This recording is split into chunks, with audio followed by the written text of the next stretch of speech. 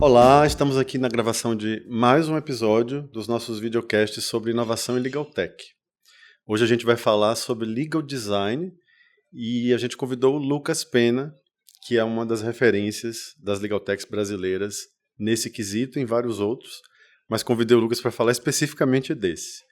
Bem-vindo, Lucas, muito obrigado por você ter aceito o convite. Obrigado, eu que agradeço o convite. Eu queria começar trazendo uma coisa que acho que é muito o mote do que a gente vai falar.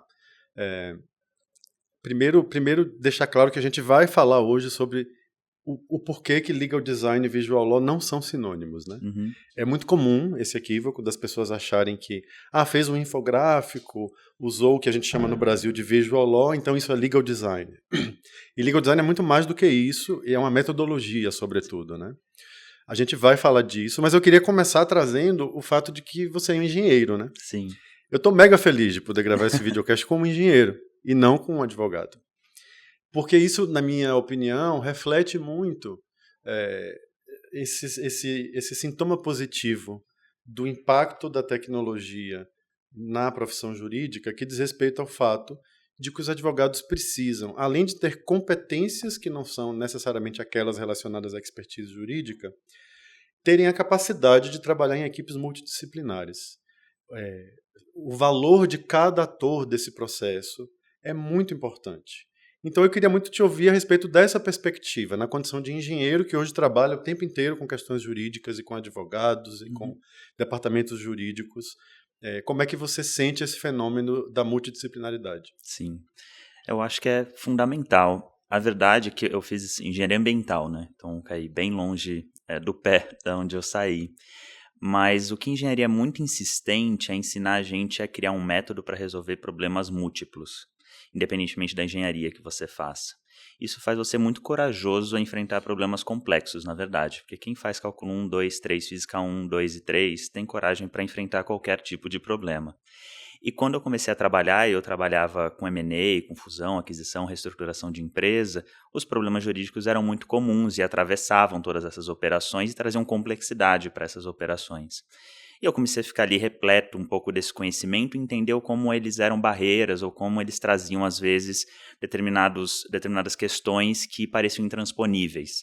E normalmente vinha na figura de um advogado, né? Ou de alguns advogados, que sentavam na sua frente e te diziam uma realidade ou uma probabilidade do futuro, muitas vezes não embasadas em dados, mas embasados na experiência, né? E eu não estou aqui jogando fora a experiência do que os advogados especialistas têm, mas não me parecia para um engenheiro que fosse racional o suficiente para uma tomada de decisão de um projeto de 30, 60 anos. Quantas vezes eu não projetei a perpetuidade, né? Então, uma resposta tão estática para um negócio que a decisão vai ser tomada para 30 anos. Será que essa decisão não vai mudar?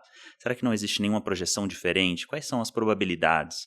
Então, isso foi me provocando muito ligado ao universo jurídico, porque existia uma retração desse universo em ter essas discussões, né? Muitas vezes, principalmente no começo, quando eu era mais novo, existia até um incômodo, né, de eu querer participar dessa conversa que era, em teoria, plenamente jurídica, né? Às vezes do próprio contrato, por exemplo. Então, fui entendendo que ali existia um desafio muito grande de conseguir trazer mais racionalidade, mais orientação a dados e repensar um pouco como que aquela entrega era feita. Mais adiante eu fui vendo quanto isso resvalava exatamente em competências que são completamente alheias à formação do direito. A maior parte dos serviços e das soluções que a gente desenvolve como Pact e Legal Insights, elas são soluções que foram desenhadas, ou seja, nasceram a partir do design, em etapas que são complementares à operação jurídica, ainda que ela faça parte da operação jurídica, mas ela não é um problema inato exclusivamente da advocacia ou do direito. Você conseguir automatizar um cadastro, automatizar uma leitura de documento, você conseguir fazer minutas de maneira automatizada, esse não é um desafio só do direito. Esse, na verdade, é um desafio de tecnologia que serve para muitas áreas e que precisa ser aplicado ao direito.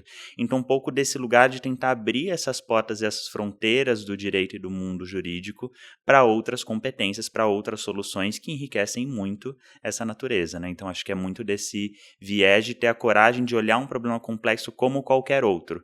Para mim, o problema jurídico, ele nunca foi nem melhor nem pior do que qualquer problema financeiro que eu já tenha enfrentado do ponto de vista de trabalho. Ele é complexo da mesma forma e ele merece, portanto, a dedicação de múltiplas competências. Os times que eu trabalhava em reestruturação, eram naturalmente multidisciplinares. Tinha uma pessoa de operação, uma pessoa de finanças, um banqueiro, o dono do negócio, a pessoa da RH, tinha todo mundo ali na mesa para olhar para aquele problema, né? E também a pessoa do direito. Então era um problema complexo que tinha várias competências para olhar para ele. Quantas vezes eu não sentei ao lado de uma diretora jurídica que tinha um problema super complexo, com dezenas de milhares de casos mal provisionados e mal resolvidos e mal conduzidos, que mereciam todos esses vieses também. Ela precisava da RH na mesa dela, porque ela tem uma equipe de 20 pessoas. Ela precisa da pessoa de tecnologia na mesa, porque ela tem um problema de 20 mil processos.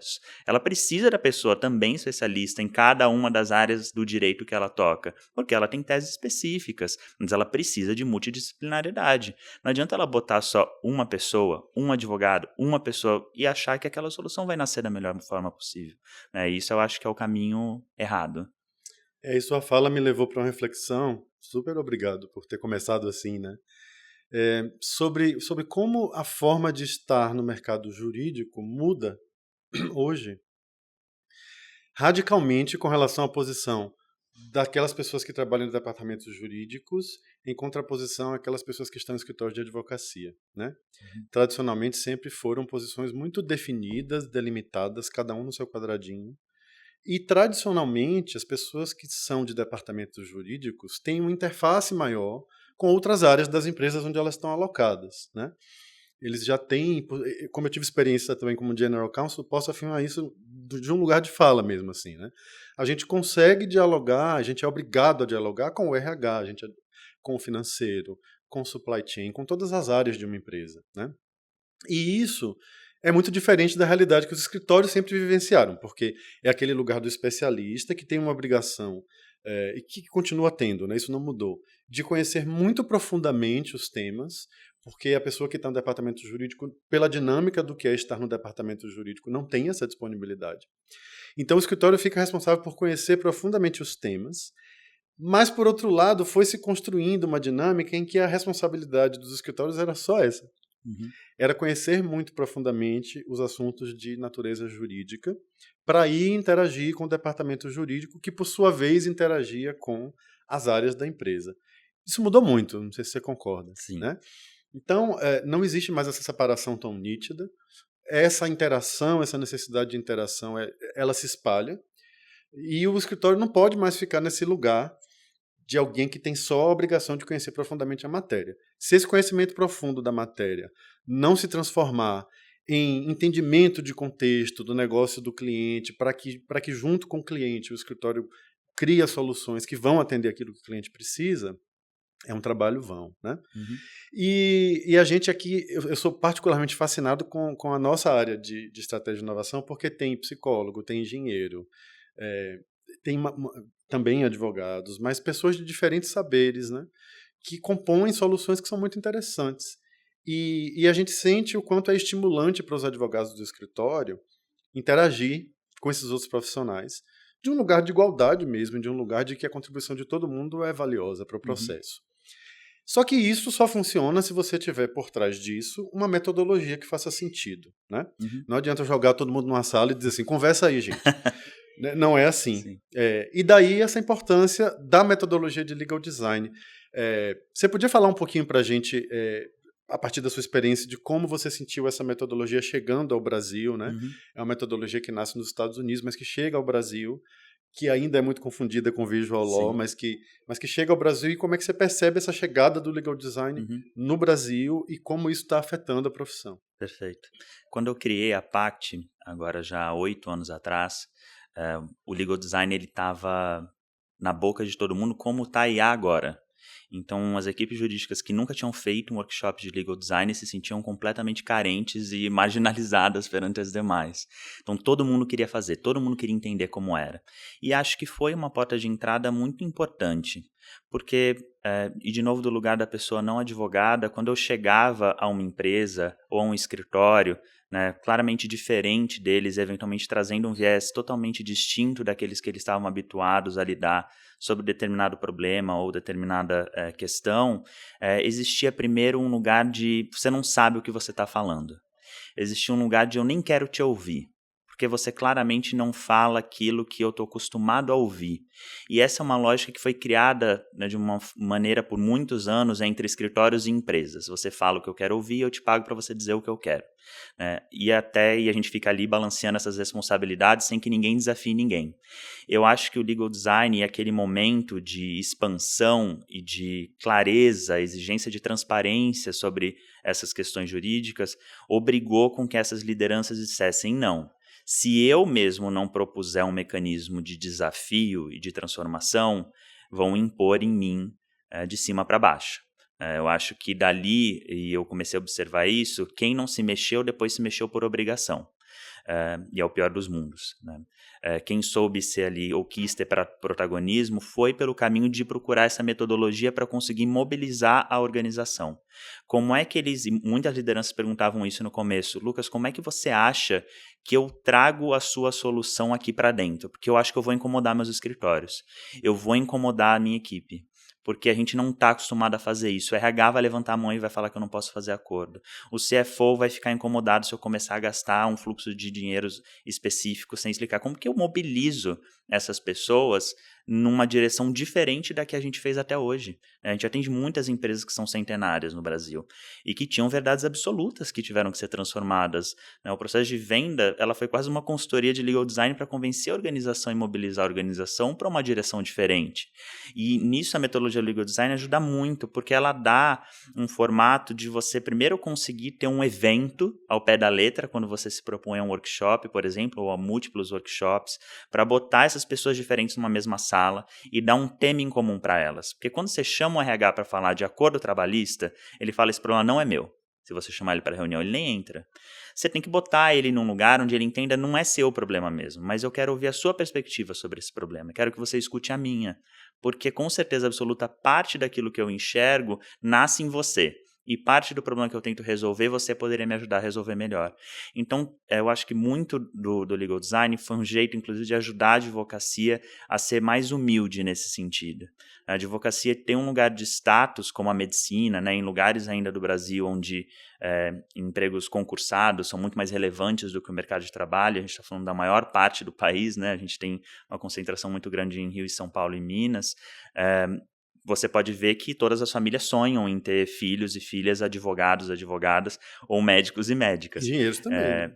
Engenheiros também, mas uma outra característica muito mais raro hoje nesse lugar do desejo, porque existe um estereótipo, né, de que o advogado vira presidente da República, de que você tem esse tipo de projeção. E isso foi ali colocado na carreira para qualquer advogado, não só de escritório, e gerava esse espaço de eu tenho que ser o sabedor de tudo. Então, eu não posso entrar numa sala onde eu vou discutir um tema que não é da minha especialidade, porque se eu entrar nessa sala, como que eu contribuo? Eu não posso. Então, tem até um lugar de tentar se proteger desse espaço. E a advocacia teve que se abrir nesse sentido, né? Essas figuras todas tiveram que se abrir. Acho que o legal design foi fundamental para dar segurança para elas se abrirem. Em dizer, é assim que funciona, é normal. Olha como várias coisas no mundo foram criadas em muitas temáticas que são fundamentais, inclusive já estão te atropelando. Né? Ali a gente já estava falando de vários mecanismos de automação, de big data, né? De dados para o jurídico. Falar jurimetria, que vocês têm um episódio gravado há pouco sobre o assunto. Isso tudo foi deixando todo mundo paralisado. Como que você mobiliza em vez de paralisar? E acho que o legal design foi fundamental para trazer esse processo e as pessoas entenderem que você precisa divergir, criar, para depois você conseguir afunilar e escolher aquilo que você vai priorizar e assim por diante, né? Aquela lógica do diamante, o formato de diamante, né? Onde você abre e você fecha. Você dá esse lugar que às vezes parece óbvio, mas é um óbvio que precisa ser dito o tempo todo. E precisa ser praticado nesse caso. Não vem da faculdade de direito. Não é o hábito você ter N problemas complexos. Né? Eu fui desafiado como engenheiro na formação de engenharia a problemas que não tinham nada a ver com a minha formação específica, porque eles acham que esse é o jeito de fazer você um bom engenheiro. Eu acho que o direito também vem se transformando nesse sentido. Né?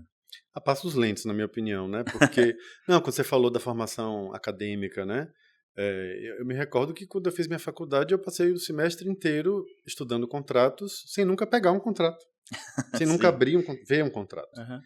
E ainda assim apesar de que isso é claramente obsoleto quando a gente fala, você vai ver muitas universidades, a grande maioria no Brasil, fazendo a mesma coisa. Sim. As pessoas estudam processo sem nunca abrir um processo, sem Uhum. nunca ver um processo.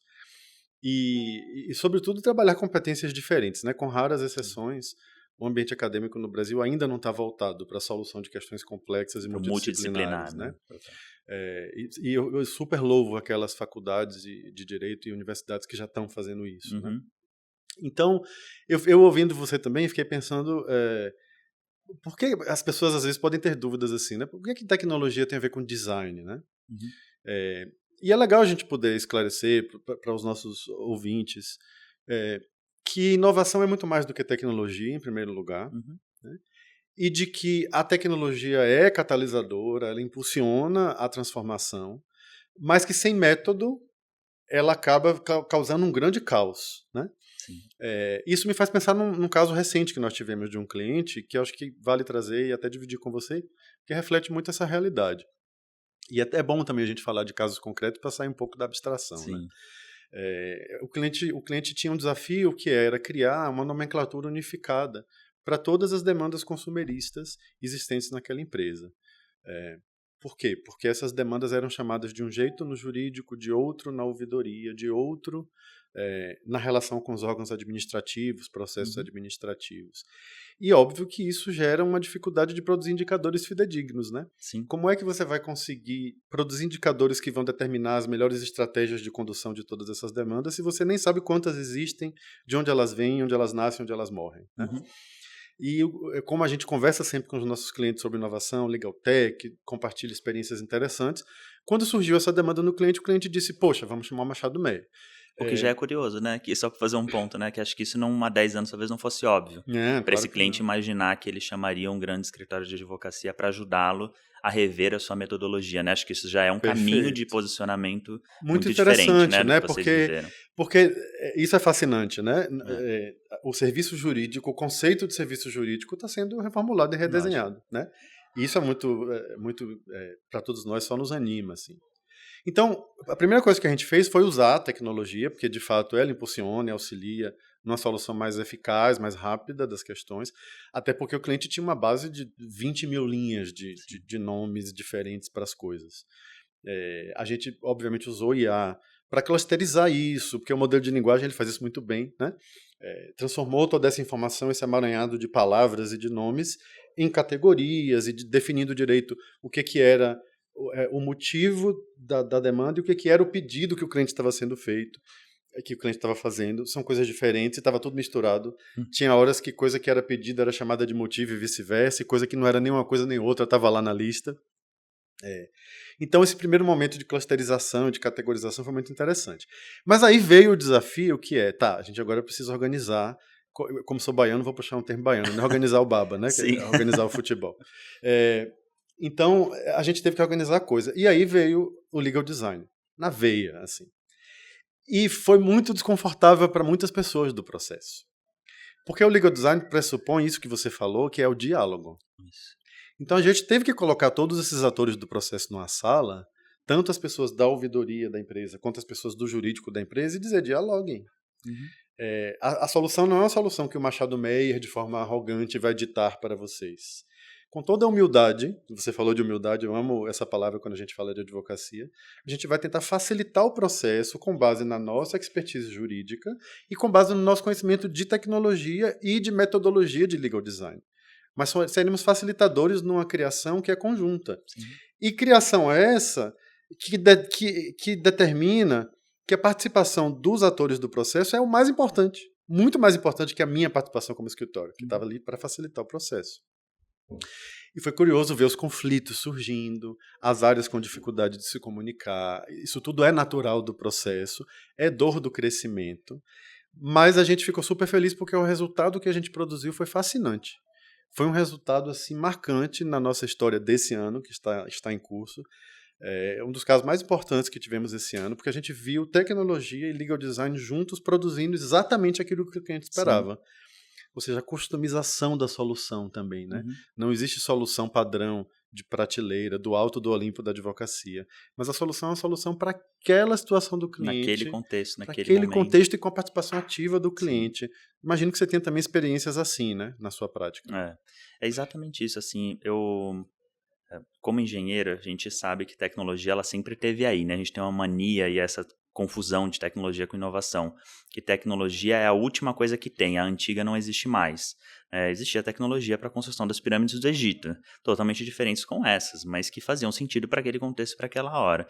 Então, ela sempre é o meio, né? Ela não deveria ser necessariamente o ponto final.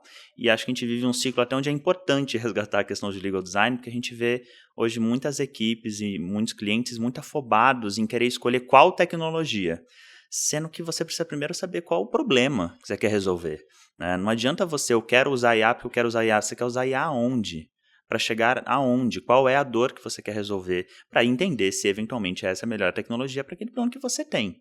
Né? Então, a gente vê muito esse momento desse resgate. Mas o que você trouxe como exemplo, a gente tem um caso que é do iFood, é um caso público, por isso que a gente pode falar, que foi muito bacana essa mobilização que a gente foi fazendo de várias equipes da organização e como o trabalho ele foi ficando cada vez mais horizontal. Ele começou com o impacto social, que é uma área inclusive atípica de muitos negócios, mas que no iFood tem uma força muito grande, que é o do relacionamento direto com os entregadores.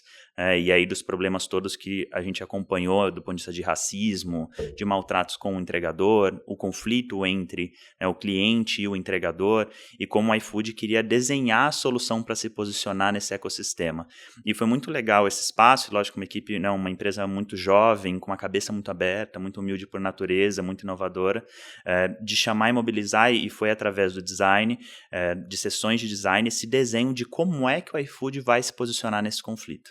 Como é que a gente vai desenhar um lugar para a gente ocupar nessa disputa? Porque ela não é típica. A gente criou um ecossistema, a gente criou um jeito de atender pessoas que querem comida e pessoas que produzem comida, e a gente, portanto, criou uma disputa que não existia antes desse jeito.